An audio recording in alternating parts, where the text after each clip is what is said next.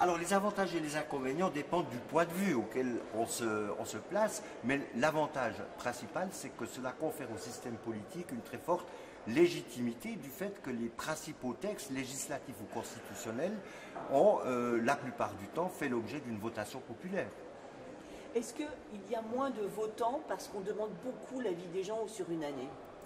Oui, alors la fréquence des scrutins, c'est-à-dire grosso modo 4 fois par année au cours d'un scrutin au cours duquel on demande de se prononcer sur 4 ou 5 objets, donc effectivement il y a une sursollicitation du citoyen qui peut expliquer en partie, à mon avis ce n'est pas l'explication principale, mais une abstention relativement importante puisqu'elle est de l'ordre d'environ 50% selon les scrutins.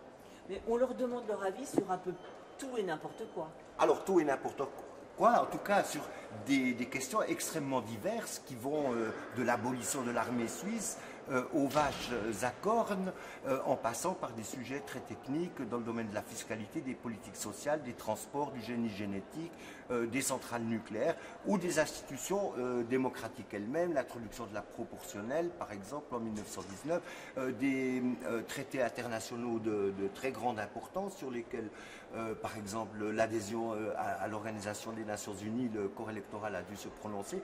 Donc on peut dire que effectivement ces scrutins partent un peu dans tous les sens et soulèvent toutes les questions politiques et sociales qui peuvent survenir dans un État démocratique. Est-ce que le danger, c'est pas le populisme? Alors le danger, bien sûr, le danger, c'est que ces usages puissent de la démocratie directe soient considérés comme illégitimes, mais pour l'instant, à ma connaissance, après 600 votations qu'il y a eu lieu en Suisse depuis 1848, eh bien je crois que la démocratie en Suisse n'est pas du tout en danger, bien au contraire. Est-ce que vous pouvez dire que l'UDC, donc le parti de droite extrême en Suisse, a réussi à se faire connaître grâce ou à cause de ces consultations?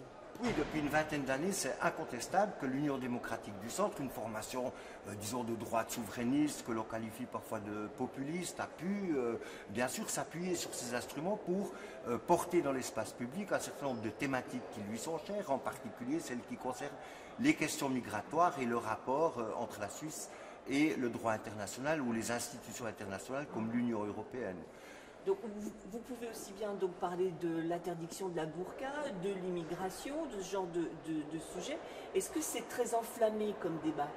Oui, alors certains débats sont particulièrement polarisés. J'ai en tête par exemple l'initiative populaire votée il y a un peu moins d'une dizaine d'années maintenant qui visait l'interdiction de construire des minarets en Suisse.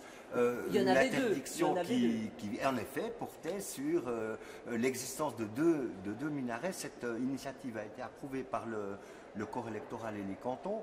Alors cela dit, sa mise en œuvre soulèvera probablement des difficultés. Il se peut bien que la Cour européenne des droits de l'homme soit amenée à se prononcer sur l'incompatibilité avec la liberté religieuse et l'interdiction des discriminations. Mais c'est en effet une thématique sur laquelle l'Union démocratique du centre s'est profilée politiquement. Mais l'UDC n'est pas la seule à se profiler politiquement sur d'autres thématiques. L'extrême gauche l'a fait sur l'abolition de l'armée suisse ou l'achat d'avions de combat. Les syndicalistes le font dans le domaine des politiques sociales ou du droit du travail. Donc, comme je le disais auparavant, les sujets partent un peu dans tous les sens. Est-ce que l'effet pervers aussi, c'est justement que le peuple décide de choses qui ne sont pas forcément compatibles avec les accords internationaux que la Suisse a déjà signés? Alors la question peut se poser en effet. Actuellement, il n'y a pas de juridiction constitutionnelle et l'Assemblée fédérale qui est compétente pour valider les initiatives populaires ne se prononcera pas sur l'incompatibilité de ces initiatives avec des engagements internationaux de la Suisse sous réserve de ce qu'on appelle le droit international impératif, c'est-à-dire des dispositions de droit international qui sont considérées comme inviolables, comme l'interdiction de la torture, l'esclavage ou des choses sur lesquelles pratiquement la communauté internationale s'entend, ce qui n'inclut pas forcément du reste la peine de mort. Est-ce que vous pensez que si ça n'existait pas, la démocratie suisse serait bancale? Oui, probablement.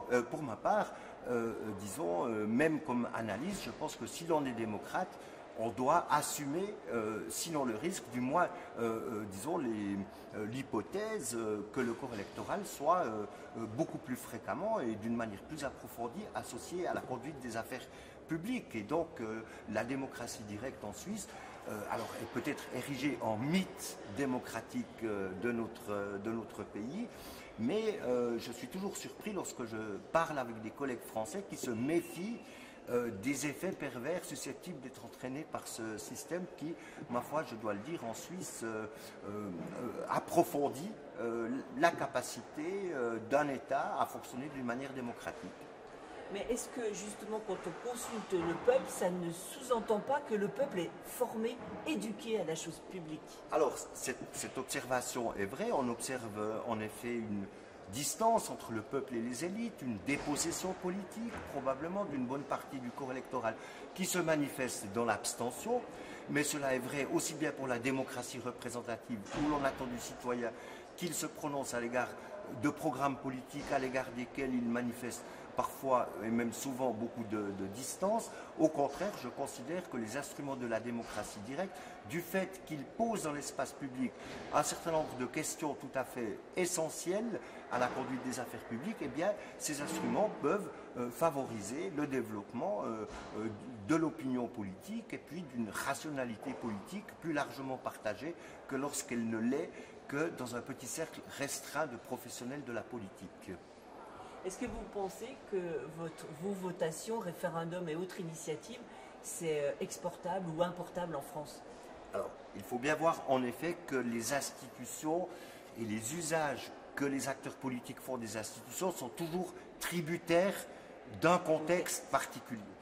J'observe par exemple que les États-Unis, les États américains ont importé les mécanismes de démocratie directe au début du XXe siècle, mais je n'imagine pas que dans une démocratie libérale comme la France, il soit particulièrement problématique, disons, d'importer au moins le principe de ces instruments de démocratie directe, quitte à les aménager selon le génie propre de la Ve République, et peut-être la 6e une autre fois.